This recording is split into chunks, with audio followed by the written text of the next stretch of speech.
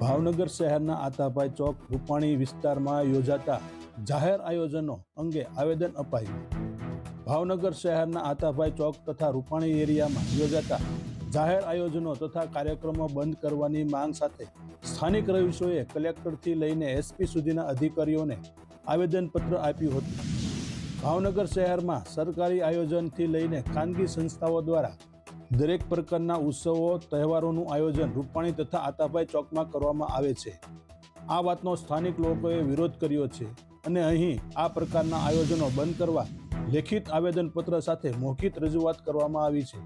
સ્થાનિકોના જણાવ્યા અનુસાર આયોજનના પગલે સુરક્ષા વ્યવસ્થા ખોરવાઈ જવા સાથે ગંદકી ફેલાય છે.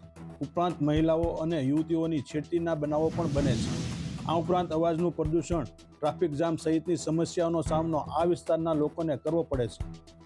આથી આ પ્રકારના આયોજનો જવાહર મેદાન કે અન્ય કોઈ જગ્યાએ કરવાની માંગ સાથે જિલ્લા કલેક્ટર, મેયર તથા એસપીને આ આવેદનપત્ર આપી રજૂઆત કરવામાં આવી હતી.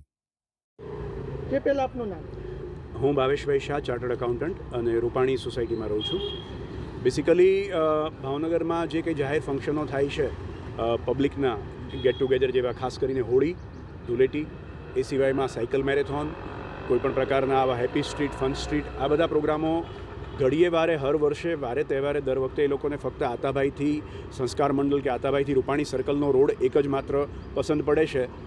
સંસ્કૃતિને અમે પણ સપોર્ટ કરીએ છીએ. આવું કોઈ પણ પ્રકારનું આયોજન હોય અમે પણ ભાગીદાર થઈએ છીએ એમાં, આયોજનમાં પણ હર વખતે આવા થતા ઉજવણીના કારણે ત્યાંના જે લોકલ રેસિડેન્ટ્સ છે, ત્યાં જે લોકલ રહેતા લોકો છે, જે વેપારી મિત્રો છે, એ લોકોને ખૂબ જ ન્યુસન્સ પહોંચે છે. ટ્રાફિક જામ, ગંદકી અને જે છોકરાઓ આવીને છાકટા બનીને ત્યાં છોકરીઓની છેડતી વગેરે કરે છે, એ સહન થતું નથી. એટલે અમે રજૂઆત કરવા અત્યારે અહીંયા ડીએસપી સાહેબ પાસે આવ્યા હતા, એસપી સાહેબ પાસે આવ્યા હતા, કલેક્ટર સાહેબ પાસે પણ આજે જઈ આવ્યા છીએ, જેમને દરેકે અમને ખૂબ પોઝિટિવ જવાબ આપ્યો છે. આવતી 14 તારીખે હોળીનું આયોજન રૂપાણી સર્કલ પર અને આતાભાઈ ચોક પર બે જગ્યાએ આમની પરમિશનથી થઈ રહ્યું છે. પણ એસપી સાહેબે અમને અત્યારે બાંહેધરી આપી છે, કલેક્ટર સાહેબે પણ બાંહેધરી આપી છે કે આવા આયોજનો શક્ય ત્યાં સુધી જાહેર માર્ગો પર ક્યાંય થવા ના જોઈએ અને કદાચ ગજડિયા ફિલ્ડ જેવી કોઈ ઓલ્ટરનેટ જગ્યાએ થાય તો એ લોકો ત્યાં કરવા માંગે છે. પણ હવે ફરી વખત આવી મંજૂરીઓ ન મળે એવી અમારી દરેક રહીશોની માંગણી છે અને એવી મંજૂરીઓ કે આવા કોઈ પણ આયોજનો કરવાના થતા હોય તો કોઈ બીજી જગ્યાએ આને તબદીલ કરવાના રહેશે.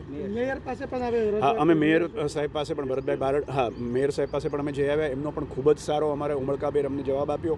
અમારું પ્રતિનિધિત્વ રજૂ કરી એમણે કલેક્ટર સાહેબ વગેરેને ફોન કર્યો અને એમણે પણ આ બાબતમાં સાથ આપવાની પૂરી ખાતરી આપી છે. તારકભાઈ અમારે દિવ્ય ભાસ્કરવાળા છે, એમણે પણ અમારી આ મેટરને કવરેજ સારું એવું આપ્યું છે.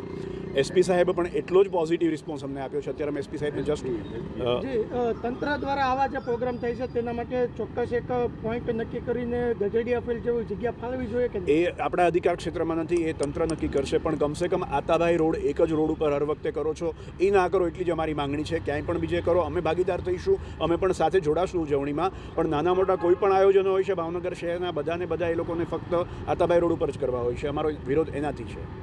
વગેરે ઘરમાંથી સ્ટોકની આઇટમોમાંથી ફૂડ આઇટમ્સના ત્યાં આગળ એટલી દુકાનો છે અમારે એ વિસ્તારમાં. એ સિવાય આટલા રહીશ લોકો છે, 7-7, 8 માળ સુધી 20-20 દિવસ સુધી ગુલાલ જતા નથી, એટલી હદે અમારે આનું ત્રાસ થાય છે.